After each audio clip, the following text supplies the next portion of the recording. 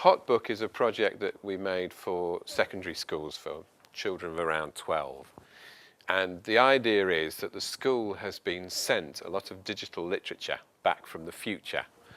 Somebody in 1,000 years' time has got some things ranging from a digital version of Chaucer, contemporary poetry, animated, filmed in Second Life, and we commissioned some writers to write work that might be written over the next 1,000 years, all in digital form. The children have a look at this and they're asked to respond and tell this curator from the future what they think of it.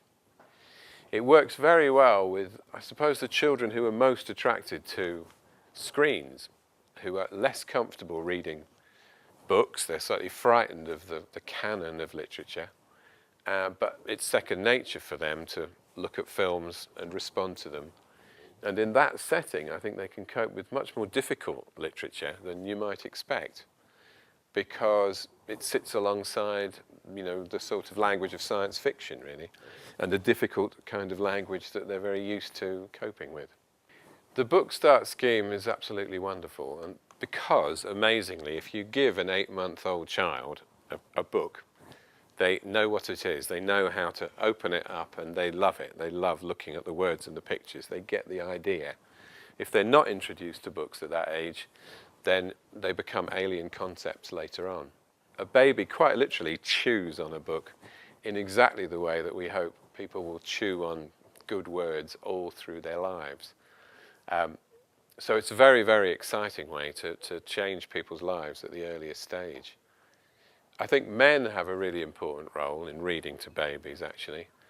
We were very keen to promote dads reading to children, because that hugely kind of normalizes the experience. It's a very simple way, I think, for a busy father to bond with the children at the end of the day, and it has a huge impact on their lives. I think places for research and development into reading are absolutely vital, now more than ever.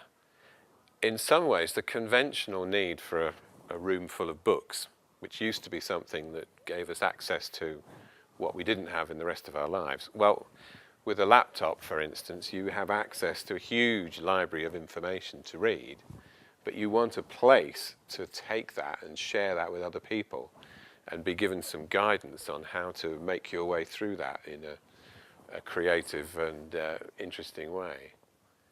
I think it's a really important time to be experimenting, thinking really afresh about making public spaces that celebrate and encourage and aid creative reading.